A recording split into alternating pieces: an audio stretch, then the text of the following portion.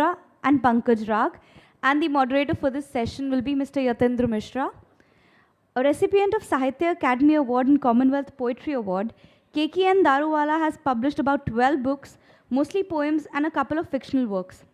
Some of his important works are Under Orion, The Keeper of the Dead, Landscapes, A Summer of Tigers, and The Minister for Permanent Unrest, and other stories. He also edited 2 decades of Indian poetry. T.P. Rajivan writes in Malayalam and English. In English, he has written Kanaki and a collection of poems. He Who Was Gone Thus. He has also edited an anthology of poems, Third Word, post-socialist poetry with Croatian poet Lana Derkak. In Malayalam, his published works include 3 collections of poems in Malayalam, Vathil, The Door, Rashtratantaram, Political Strategies, and Korithari Channel, The Day When I Was Horripilated, in addition to a collection of essays on literary and cultural issues, Athe Akasam and Athe Bhumi, The Same Sky, The Same Earth, and a travelogue Pura Petu Poyavaku on the Trial of the Lost Word. He has edited an anthology of word poetry, Virunu Vana Vaku, The Guest Words. 2 of his novels are made into Malayalam films, Paleri, Manikayam, and Najan. Ashok Vajpayee is a Hindi poet critic, translator, editor, and culture activist. With more than 13 books of poetry, 10 of criticism in Hindi, and 4 books on art in English to his credit. He is the executive trustee of the Raza Foundation, New Delhi. Mr. Satanshu is among contemporary Gujarati literature's most eminent representatives. A poet, playwright, translator, and academic, he has received several awards over the years, from the Sahitya Academy Award for his significant opus Jayatu to the Padma Shri. He has authored 3 books of poetry. Pankaj Rag, an IAS officer, has earlier served as Commissioner of Archaeology, Archives and Museums, Government of Madhya Pradesh. The former director of Film and Television Institute of India, Pune, he is a poet with several articles on modern Indian history, especially on nationalism and the 1857 revolt. He has authored a book on film music directors. Poet, editor, music and cinema aficionado, Yatindra Mishra has 4 collections of Hindi poetry to his credit. He has also written about Thumri singer Girija Devi, dancers Sonal Mahan Singh, and Shehnai maestro Bismillah Khan. He has also translated the 12th century Lingayat mystic poet Akka Mahadevi's poems titled Bhairavi. He has published a book that deals with cinema's musical journey titled Humsafar, recipient of many awards for his literary contributions, including Raza Award, Bharat Bhushan Agrawal Smriti Puraskar, Bharatiya Bhasha Parishad Yuva Puraskar, and Parampara Rituraj Samman. He lives in Ayodhya.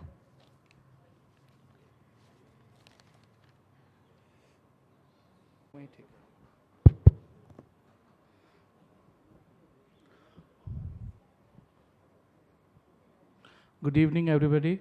This is a poetry session in which the poets of different Indian languages will recite their poems in maximum of 10 to 12 minutes. The poets are requested to read their poems in their own specific language so that it may present a pan-Indian scenario with different voices and sounds, which may create a real flavor of poetry. At the same time, I wish to request you to explain your at least one poem in Hindi or English after the recitation. It will add more meaning to the poetry reading. You started with Shri Pankaj Rag.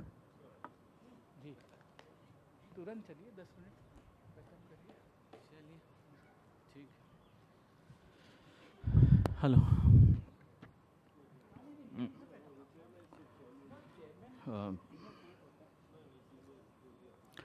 मैं 2-1 जिसको आप श्रृंखला कहते हैं या series कहते हैं, series of small poems on different themes. प्रेम पर कुछ छोटी कविताएं मैं पढ़ देता हूँ. मेरे ख्याल से एक्सप्लेन करने की ज़रूरत उतनी है नहीं. हाँ प्रेम पर कुछ छोटी कविताएं. प्यार को सूफियाना मत बनाओ, प्यार को सूफियाना मत बनाओ, प्रेम यूं भी एक अतिशयोक्ति है. प्यार को सूफियाना मत बनाओ, प्रेम यूं भी एक अतिशयोक्ति है. बेहद की कल्पना कर रहे मेरे सज्जादा नशीनों, वहाँ भी मिलेंगी 4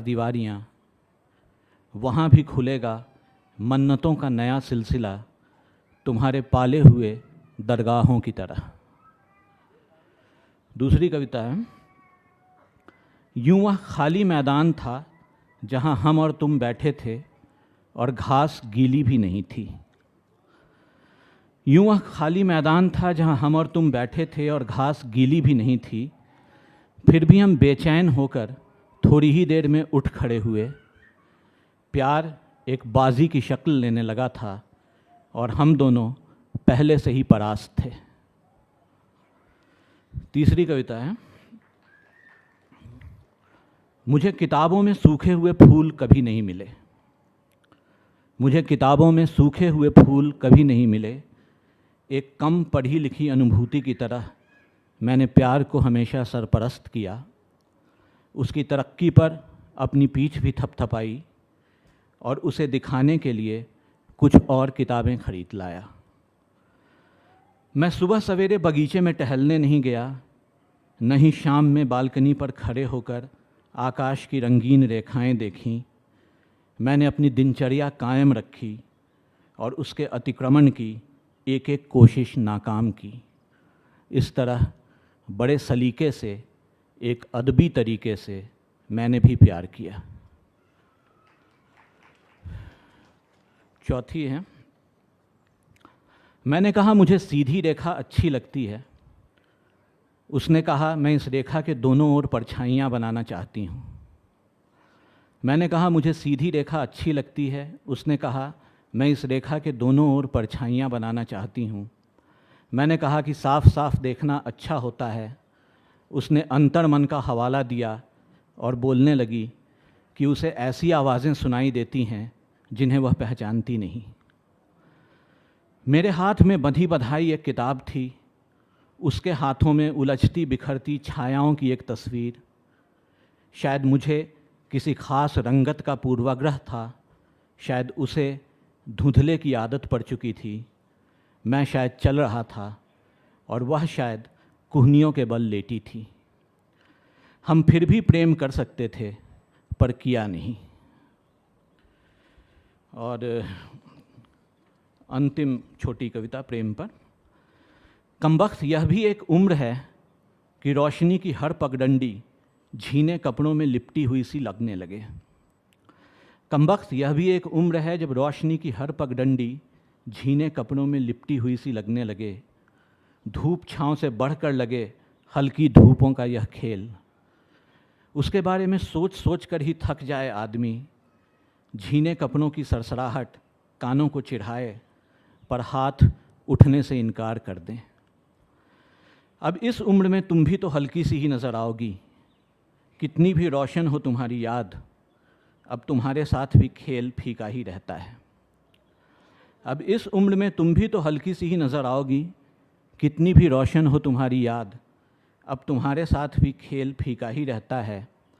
फिर भी खेलते हैं कभी कभी, बराबरी पर तो नहीं छूटते हम दोनों। पर न कोई जीतता है न कोई हारता है। उम्र के इस पड़ाव पर ऐसे किसी खेल को भी प्रेम ही कहते हैं। ये दूसरी श्रृंखला की छोटी छोटी कविताएं हैं नींद पर। नींद।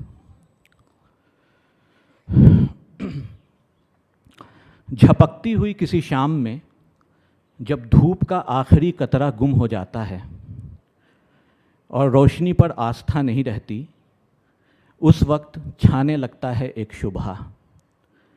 झपकती हुई किसी शाम में जब धूप का आखिरी कतरा गुम हो जाता है और रोशनी पर आस्था नहीं रहती, उस वक्त छाने लगता है एक शुबहा।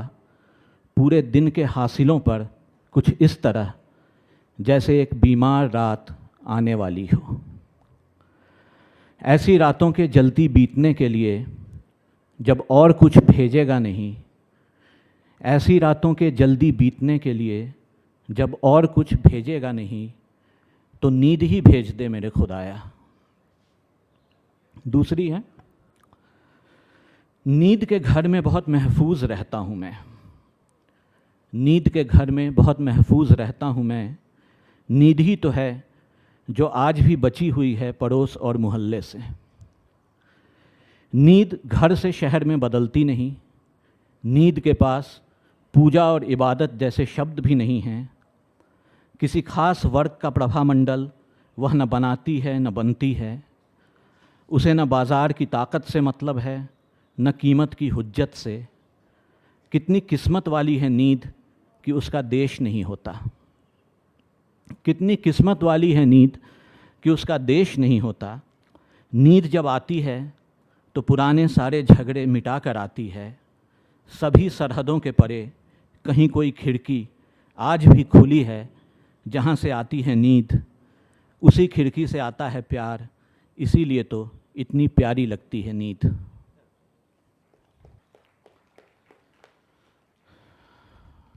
तीसरी है नींद पर ही। एक ऐसे तालाब के सामने खड़ा हूँ जिसमें लहरें नहीं हैं। एक ऐसे तालाब के सामने खड़ा हूँ जिसमें लहरें नहीं हैं। हलचल विहीन सतह पर नज़र आता है जो अक्स, वह निश्चल है। हलचल विहीन सतह पर नज़र आता है जो अक्स, वह निश्चल है, मानो सोया हुआ हो। शरीर में नींद की जगह चाहे न हो, अपनी परछाइयों में वह हमेशा बनी रहती है। अगली कविता है नींद पर ही है। दुश्मनी हंसी तो दोस्त जगे रहे, अफवाह के जन्म से जगा रहा मोहल्ला। बातें फैली तो शहर जगता रहा। हर क्षण किसी न किसी मोड़ पर जागृतियों के जयघोष के अंदर दबाई जाती रहीं उबासियाँ। हर क्षण किसी न किसी मोड़ पर जागृतियों के जयघोष के अंदर दबाई जाती रही उबासियाँ। कितना सहज हो गया है इस दुनिया में नींद का न आना। और अंतिम बहुत छोटी सी 4 लाइन की कविता है। नींद के घर में चलता हूँ तुम्हारे साथ, नींद के घर में चलता हूँ तुम्हारे साथ, तुम्हारी नींदों को खटखटाना चाहता हूँ। नींद के घर में चलता हूँ तुम्हारे साथ, तुम्हारी नींदों को खटखटाना चाहता हूँ। जगे हुए हर उस पल की खलिश को उड़ाता हूँ मैं, जगे हुए हर उस पल की खलिश को उड़ाता हूँ मैं, जब उनीदी आँखों से दरवाज़ा खोलती हो तुम। Thank you. हो गया 10, मेरे ख्याल से हो गया 10 मिनट। चलिए एक और सीरीज़ की ही कविताएं हैं, वो सुना देता हूँ। झूठ, झूठ पर हैं ये। एक प्यार था, दूसरी नींद, तीसरी झूठ। हाँ, इसकी कुछ कविताएं सुना देता हूँ, 2-3 कहीं हैं। यह जो मकान है मेरा, यह बहुत झूठ बोलता है। यह जो मकान है मेरा, यह बहुत झूठ बोलता है। बार बार समझाता हूँ मैं कि झूठ बोलना बुरी बात है, पर यह बाज ही नहीं आता। कल इसने मुझसे कहा कि इसके कमरे बड़े महफूज हैं और इन कमरों में ठंड नहीं लगती। परसों इसने चिकने फर्श को संतुलन का पर्याय बताया था, और मुझे लगता है आज यह दीवारों पर सीलन न होने की बात भी कहेगा। मुझे महसूस होता है जैसे इस मकान का हर अंग हर क्षण झूठ बोलने के लिए कुलबुला रहा हो। मुझे अपनी किताबों में भी इसके थड़थड़ाते होठ नज़र आने लगे हैं। मुझे लगता है मैं अगर सच पढ़ नहीं पा रहा हूँ तो इस मकान के कारण ही। जो मेरा सच है वह इस मकान का झूठ है, या यह भी हो सकता है कि मेरे मकान का सच ही मेरा झूठ हो चुका हो। वैसे भी बड़े बड़े कमरों में अपने कोने जैसी जगह ठीक से होती नहीं। कभी कोई दरवाज़ा या कोई खिड़की अचानक ही हिल जाती है और समय निकलता जाता है इस भ्रम में कि खटका झूठा था या सच्चा। मेरा मकान दिनों दिन वाचाल होता जा रहा है। मुझे दीवारों से निकलते शब्दों का और छतों से गिरते वाक्यों का आभास होने लगा है। मुझे लगता है जैसे यह शोर मेरे ऊपर नहीं मेरे अंदर गिरेगा। उस दिन यह मकान नहीं रहेगा, मैं रहूँगा, पर अपने अंदर इतना सारा कोलाहल समेटे जिधर भी निकलूँगा लोग मुझे मुझसे नहीं मेरे मकान से पहचानेंगे। एक बहुत छोटी सी झूठ पड़ी है। बच्चे झूठ पकड़ लेते हैं किसी गेंद की तरह। बच्चे झूठ पकड़ लेते हैं किसी गेंद की तरह। बड़े झूठ उछालते हैं किसी बाजीगर की तरह। और फिर उन्हें पकड़ते हैं सच की तरह।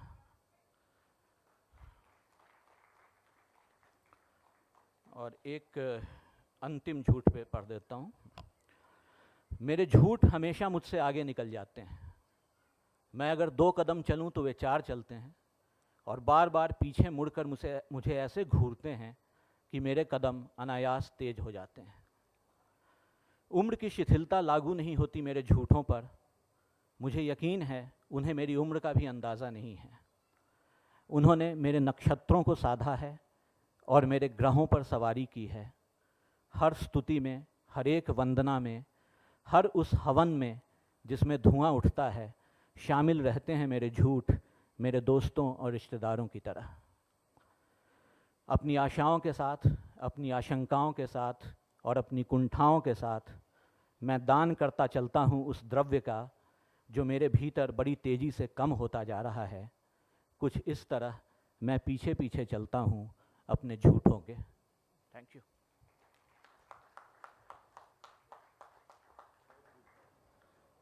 बहुत धन्यवाद Pankaj ji. Shri T P. Rajeevan ji.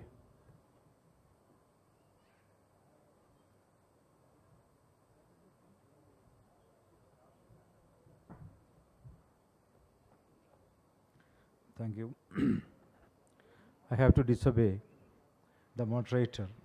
He wanted me to read poems in Malayalam, which I am very only happy. But there is no meaning in reading a poem to an audience who doesn't know that language. So just to give a feel of my language, what I will do is that I will read one of my poems in Malayalam. After that, within the allotted time, that is 12 minutes, I will read the translations. I think they will be fine to make this reading instead of a formal thing, a pretension, to make it a meaningful act. That will be nice, I think. The poem in Malayalam is Murukku. താഴെത്തൊടിയിലെ വെറ്റിലക്കൊടിയിൽ നിന്നൊരു തളിർ അറിയാതെ നുള്ളി,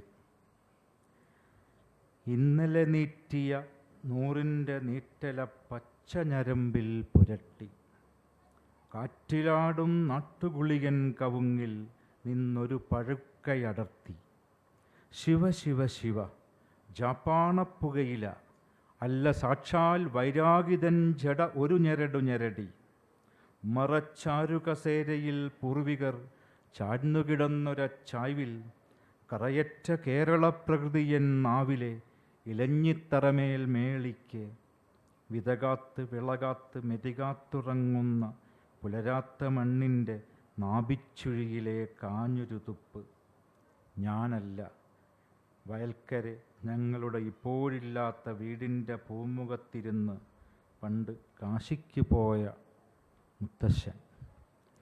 This is that poem. I think you can just heard some sound. So I will go to the translation of my poems into English, which it is not a translation, in fact, because I did it. It's a kind of rewriting into another language, not exact how the poems were in my language. And just in the a couple of 2 hours ago, we had a session on translation in which I was arguing that translated works are the work of art, not the ditto or replica of the original thing, which are my belief. So this is the poem Burning. In the burning street, burning house, burning room, I flare open a burning door. On the burning cot, I lie down burning, burning. The night burned out, but not the door, not the room, not the cot, the house, or the street. Lying on the earth, I alone burn. That was the first one.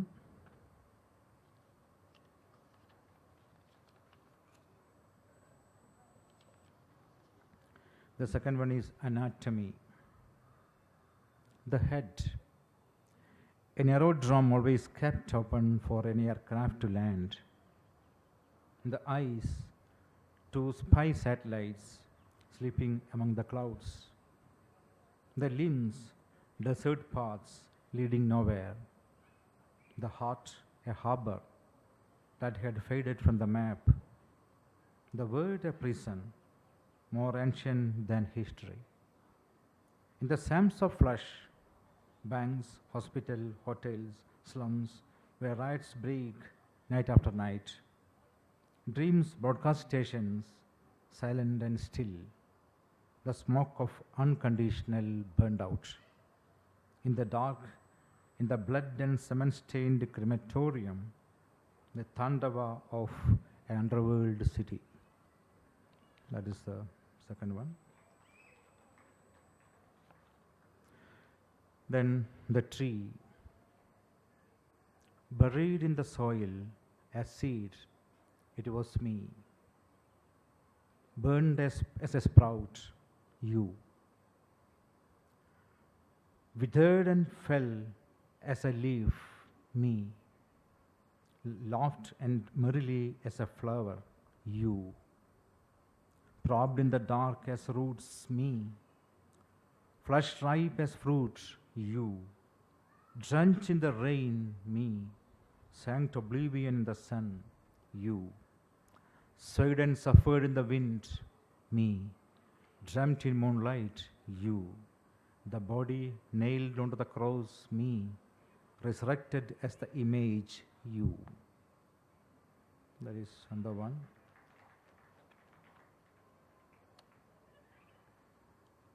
And this is a poem that is called Kannagi.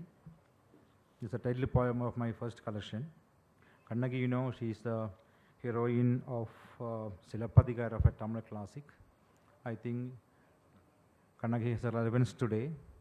When her husband Kovalan was, you know, for a falsely implicated case, he was killed by the king. In revenge, he plucked her breast and, you know, threw at the Madura city and burned it. So she made her breast a weapon, and his poem is based on that, Kannagi. Where are my breasts? I haven't plucked them out and flung them to burn the cities to ashes in revenge. Neither were they severed for cancer, nor loaned to the lady next door for wearing at a wedding. Where are my breasts? As usual, last night too, I removed the bra and made sure they were there. The doors were closed and barred from inside. The windows were not opened either. No sound or movement was heard outside. Where are my breasts? Mr. Aniruddhan, my classmate, the Middle East returned husband of the neighboring woman, my mother's relatively very distant uncle, who used to come off and on to meet my father, Mr. Sugumaran, my school teacher, who taught me to find out the parameters of pyramids, the superfast driver who halts on seeing me, no matter how fast he speeds, the squint-eyed superintendent, Mr. Kurup, who always let me sign the attendance register, though I was regularly late. Many have an eye on them. Where are my breasts? For the last few days, a pair of dark glasses have been following me, a hairy hand stretching out from behind, the measuring tape tightening on the bosom, a camera looking on furtively, the water in the pool turning simply playful, the centipede creeping into the blouse, a spotted cat mutely watching me change, the darkness in the corridor becoming thicker, a hill-gnawing machine passing this way every morning and evening, my own shadow lengthening unexpectedly. I doubt everyone. Where are my breasts? There are knives, I know, that can cut off enough pounds of flesh without shedding even a drop of blood. Breasts are not meant for wise sayings. A kiss, at the most, a pinch, with a nail, or a bite with the teeth. Poet now sings about mother's lost breast, not about the blown up erect towers. Where are my breasts? I intend to advertise, but how can one identify one breast like one's eye, nose, and lips? Won't there be a black scar on our breast? My breast, my granny's, two cockroaches that accompanied me to Varanasi, traveling in my blouse. My breast, my grandchildren, two toys, fruits, vegetables. I saw my breast in the TV news in the morning, and also a crowd moving its fingers in between them. But that was a long shot of a refugee exodus on a slope between two hills. Where are my breasts?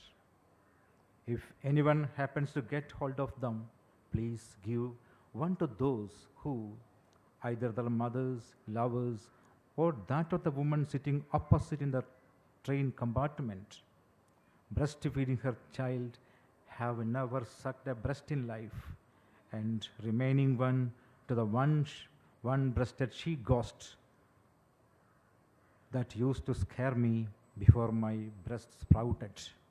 I need 2 half shells of a coconut for playing my role now. I think my time is over. Okay. Thank you.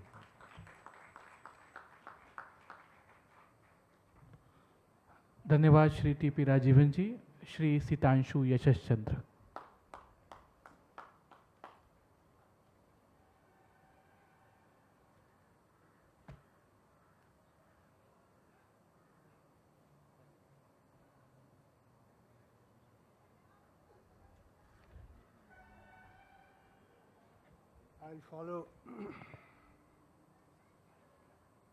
I'll follow the pattern so that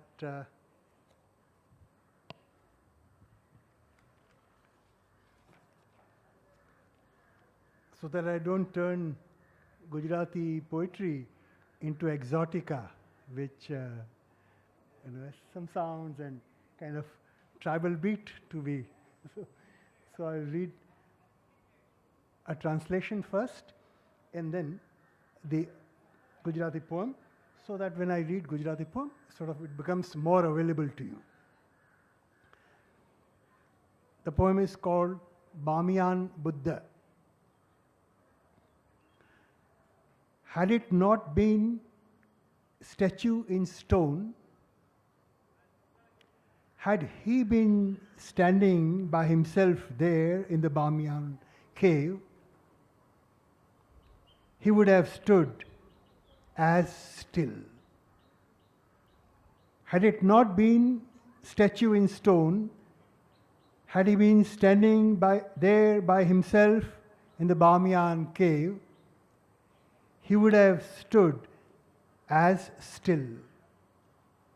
Eyes like lotus, peace on the face, his thin garment fluttering in the hot winds, a smile on the lips, hand raised only to bless the fearless man.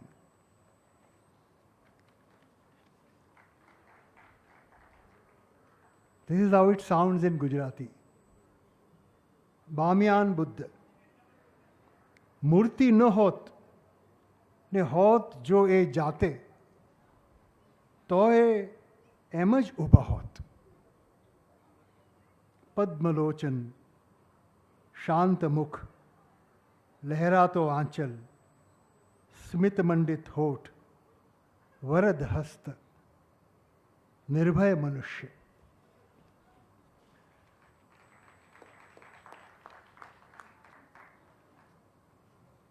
I have a very dear friend who is one of our finest poets, one of the finest Indian poets writing in Gujarati.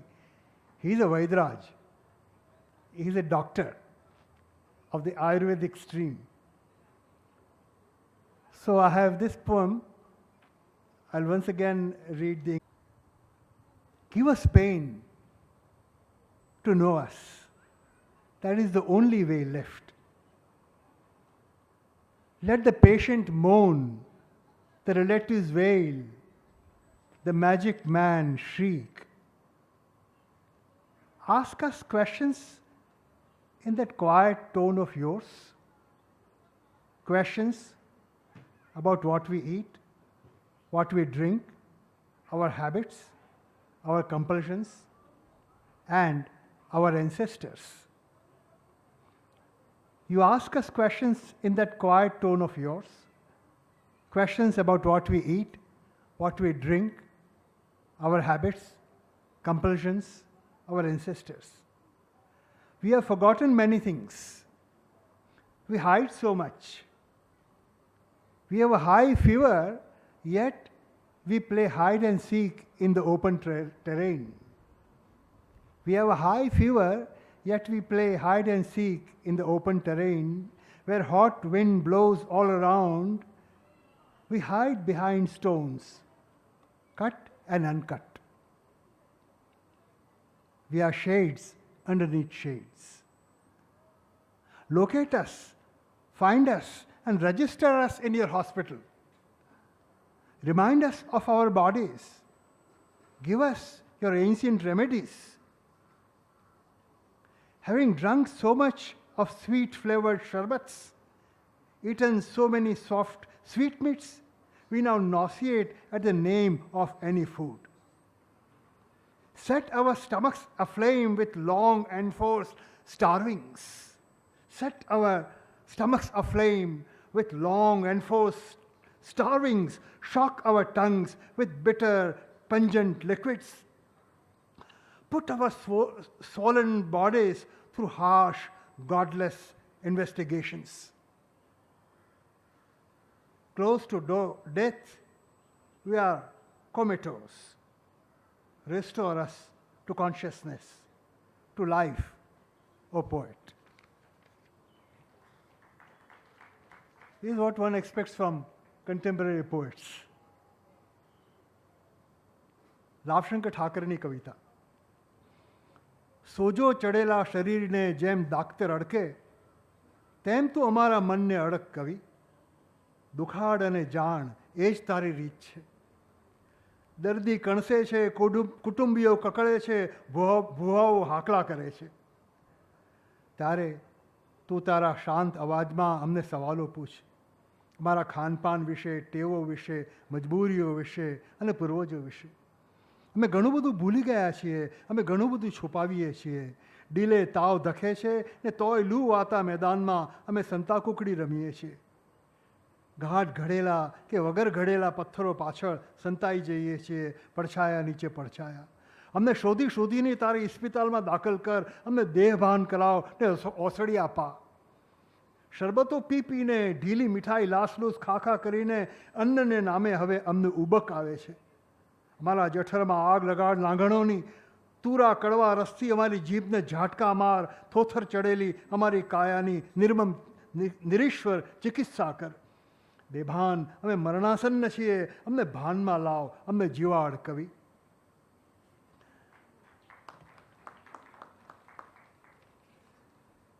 I will read a poem which नहीं, एक ऐसी कविता है कि जो मैंने गुजराती में लिखी है, लेकिन इस तरह से लिखी है कि गुजराती कविता, गुजराती भाषा से एक स्टेप कहाँ आगे निकल जाऊँ मैं चाहता हूँ कि मेरी मातृभाषा मेरी कविता में इस तरह से आए कि मेरी मातृभाषा से एक स्टेप वो कविता की भाषा आगे निकल जाए. तो एक कविता है, उसमें कुछ अनुवाद की गुंजाइश ही नहीं है, क्योंकि वो गुजराती से थोड़ी आगे निकल गई हुई गुजराती है. और वो है होची मिन्ह माटे एक गुजराती कविता. होची मिन्ह के लिए, जो वियतनाम का, एक गुजराती कविता. सबसे पहले तो ये आप जरूर मानिए कि होची मिन्ह के लिए गुजराती कविता लिखी जा सकती है. तो गुजराती के बारे में आपके मन में काफ़ी गलतफहमी होगी. आप आज ही सुबह किसी ने कहा था कि वो तो बनियाओं की भाषा है, ऐसा इस तरह से किसी ने कहा था. मतलब क्या पूरा गुजरात बनिया होता तो हम कहाँ जाते. तो होची मिन माटे एक गुजराती कविता, उसके 4 मूव्स है। एक टैंक आगे बढ़ती है, उसके 4 आवाज़ है। फिर टैंक बिल्कुल विक्टोरियस हो जाती है, उसकी 4 आवाज़ है। फिर आदमी बिल्कुल डेस्परेट होता है और काउंटर अटैक करता है, उसके एक मूव है। और अंत में क्या होगा, टैंक पीछे जाती है और उसका है। तो उसके पीछे एक वाक्य है, टैंक तले हूँ कचड़ा तो रे, टैंक तले मैं पीसा जा रहा हूँ। तो अभी जब when we are being crushed underneath a tank, the tank driver imposes only one condition, that you must not tell that you are being crushed in the tank. You should be happy being crushed in the tank. But man always manages to say and manages to throw it back. Tank ni aage kuch. Tent kahun kach daale tore, rank takut haade tote, henk taluka kela tote, henk tank kach dank tonk ha. Tank Vijay Jevi. Tank is almost victorious. Kale dato chat kalahu, tankat tankat tankat tankat, dato kale chat kalahu, tankat tankat, hank tonka dat kant tanka ha. Man is in pain, and then he makes his first assault. Tank कड़े हूँ तचड़ा तो हूँ टे टे रे हे चू चे चे चे चे चे चे टैंकत टैंकत honk tank kach da ha to a. Now a is the first meaningful Gujarati word. A is that. Man points out to the tank. That is tank. And when man does that, only one thing can happen, the tank has to withdraw. So the last sequence is tank is withdrawing. Kachu hak, haku hach, kachu kach, kahu kach, haku hach, kahu kach, haku hach. Thank you.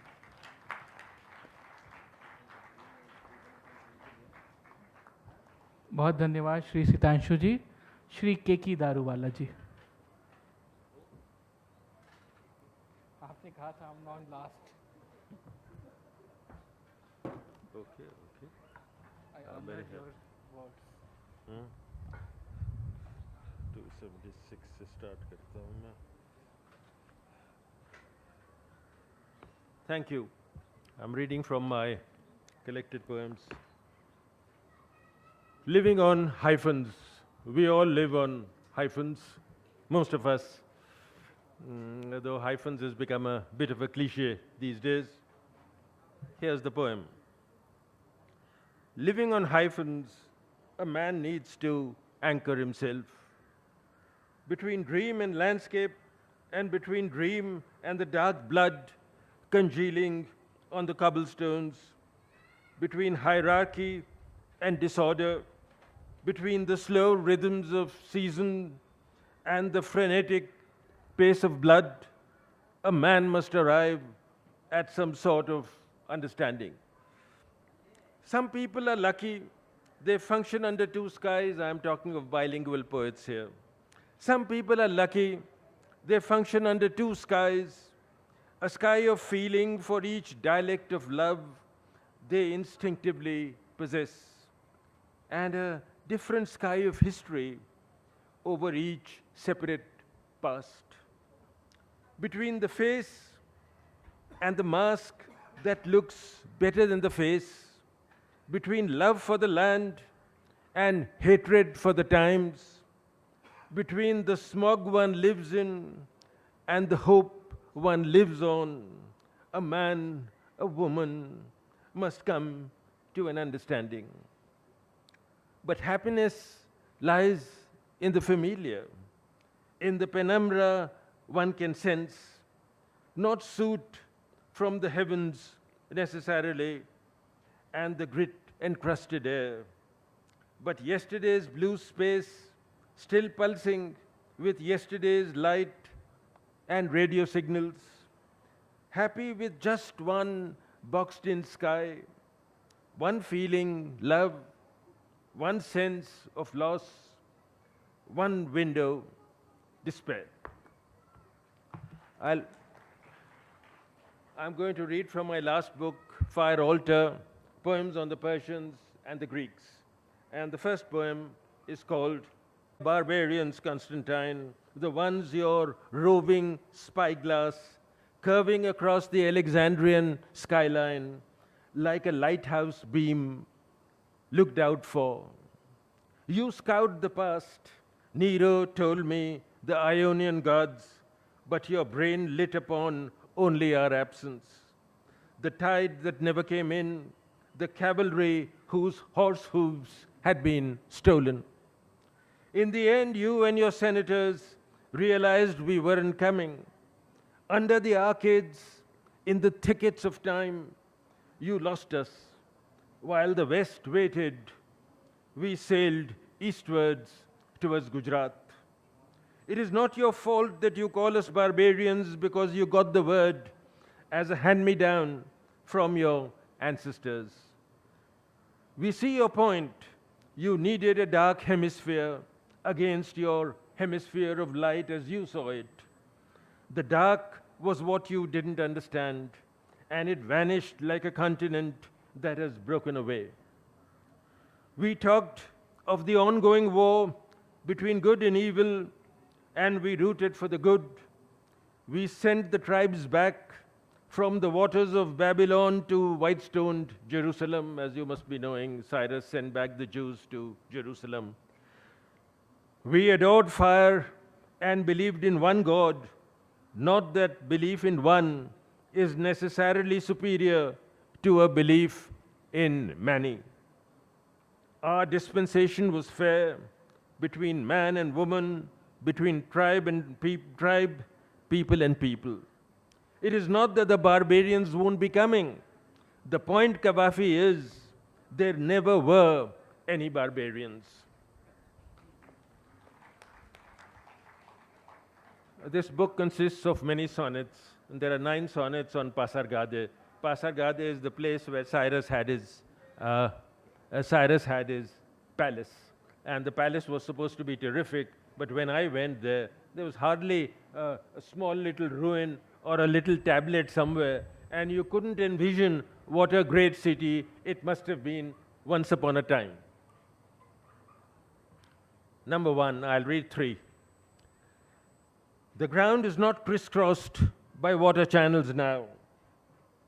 There is no thicket of saplings around the tomb, though across the road a thin-stemmed poplar grove flames in autumnal fires. There is no mosque dome, no bazaar, no kasbah, just one vast plain, and asleep on the skyline, python coils that sprawl, the low detritus of the Zagros range. It is difficult to conjure up an entrance hall from the bull's severed legs, which you cannot find, or let 2 piers dictate a profound perspective, a colonnade etched only on the mind. To make a skeleton out of some bone splinter, an imperial precinct out of fluting columns, an ice age out of one solitary winter. 2, belief is not easy. It never is. One hears the palace was a well-lit oblong, exquisitely proportioned, white limestone capitals rose from blank plinths like a song. 3, one should have come here at sundown when amber settles quietly on the Kodachrome and the colors of silence sweep the plains of Murghab like those mineral-colored waterfowl that home in from salt inlets of the Gulf to the river here. Over wrinkled waters, dusk fires would have blazed, all mirror fires burned twice. Gold light, gold leaf, turned to darkening damp at the crinkled edge of days. Tranquility, stillness, quiet, shadow tones, and edges too subtle for the eye. The touch of light on water is not the touch of light on stone. The poplar grove flames, each leaf, it would seem, has a bronzed face to it. Not a cloud, to stain this excess of quiet, excess of peace, excess of dream. And I'll read the last poem. May I? Yeah, sure. Well, I'll read from the sonnets itself. Cyrus died, and he had a huge tomb, and there is his cylinder is now the human rights, the oldest human rights in the world. And he had written there that here I lie, king of the Persians, don't grudge me these few feet of space. The words were ascetic, for they were yours. The offerings were the courts, gems, robes of old. Death sensually abstemious, bone-dominated, reclining on a couch with legs of gold. The Magi guardhouse came up nearby, stacked with nasal hymns for the soul's good. To keep the fires going, a river of brown shoulders carried frankincense and logs of fragrant wood, and prayers smoked upwards, profoundly intoned by muffled, half-masked mobbeds, who now and then, when flame turned ember, lapsed into a drone. Your words lay simple on the limestone face. Here I lie, Cyrus, king of the Persians. Stranger, don't grudge me these few feet of space. Thank you. Thank you, Daruwalla ji. Shri Ashok Vajpayee.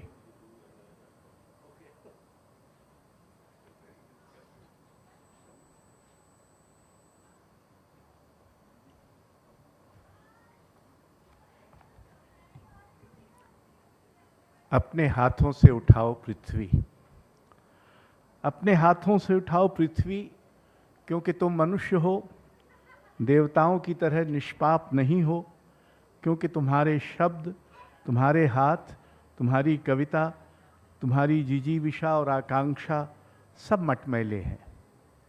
अपने हाथों से उठाओ पृथ्वी, जो 6 महाद्वीपों में बटी होने के बावजूद घायलों का, बेघरबारों का, अकारण मारे जाने वालों का एक विशाल महाद्वीप है।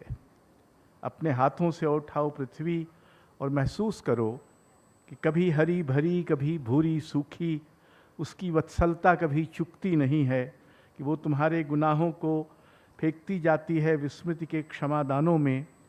अपने हाथों से उठाओ पृथ्वी, क्योंकि उसकी रेत और धूल में, उसके पानियों और वनस्पतियों में, उसकी असमय सूख रही नदियों में और अकाल नग्न हो रहे पर्वतों में, उसकी अंधेरी खोहों में, उसके उजले अखुआते बीजों में अब भी आशा बची है।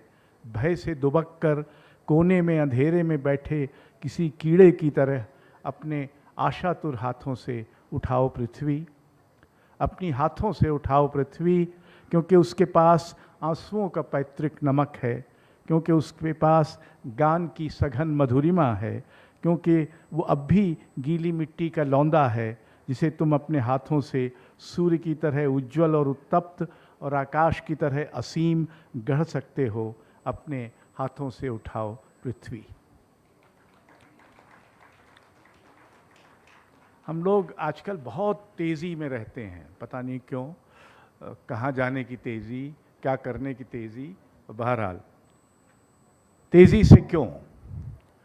हम उससे कुछ दूर तो आ ही गए हैं, और इस मुकाम पर अब पिछली सदी के दुख को हम कुछ काट सकते हैं, पर उसके लिए ज़रूरी धीरज, हुनर और फुर्सत सब कुछ हम गंवा चुके हैं।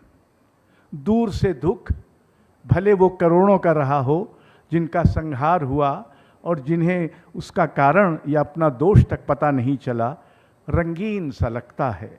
लाल काला धब्बा, जिसे देर सबेर धो पहुँच कर मिटा दिया जाएगा। बना रहेगा वो कुछ देर वृत्तांतों और संस्मरण की पुस्तकों में, जिन्हें फिर देखना पढ़ना बंद हो जाएगा। हमारी स्मृति उतनी दूर तक जाना भूल जाएगी, और जो भी हो, किसी भी इतिहास में निर्विवाद बखान संभव नहीं होता। जिस अनंत वर्तमान में रहने को अब हम विमश हैं, उसमें स्मृति की जगह नहीं बची है। याद करना अपने को गुनाह में शामिल करना है। हम भूलते हैं क्योंकि भूलना हमारे समय की आदत बन गया है। हम भूलते हैं क्योंकि वैसा कर हम अपना पल्ला झाड़ सकते हैं। हम पसोपेश में हैं कि क्या करें। हम सुनते हैं कविता को एक चेतावनी की तरह जो लाल बत्ती होने पर न रुकने वालों को दी जाती है। हमारी मुश्किल ये नहीं है कि हमारे पास समय नहीं है, हमारी मुश्किल है हमारी हड़बड़ी। हम हर कहीं पहुंचने की होड़ में हर कहीं देर से पहुंचते हैं और उत्सव हमारी प्रतीक्षा किए बिना समाप्त हो चुका होता है।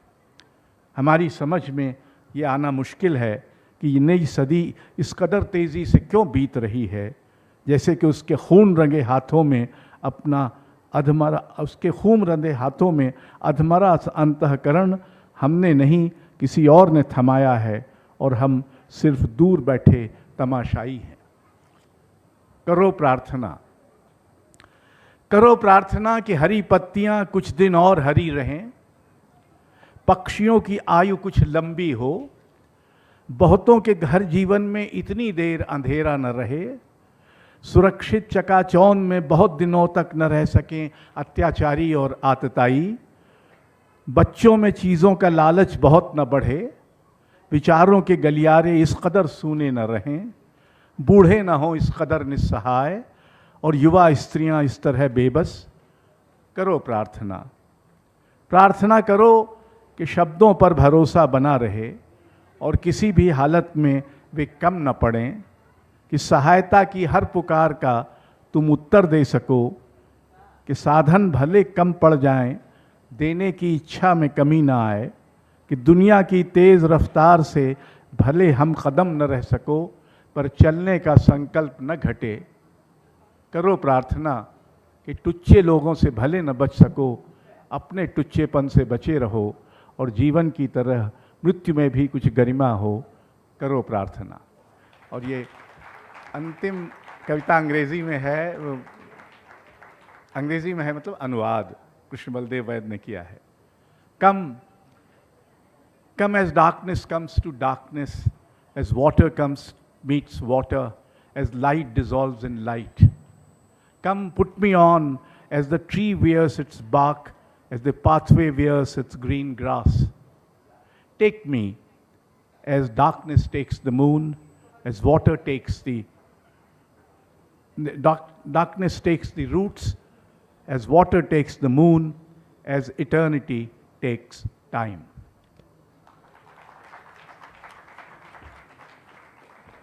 बहुत धन्यवाद अशोक जी, शीतांशु यशस्चंद्र जी, के दारूवाला जी, श्री टी.पी. राजीवन जी और पंकज राग जी, आप सबका आभार, धन्यवाद।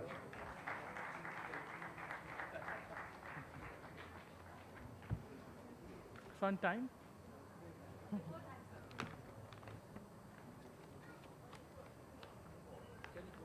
हो गया, ठीक है।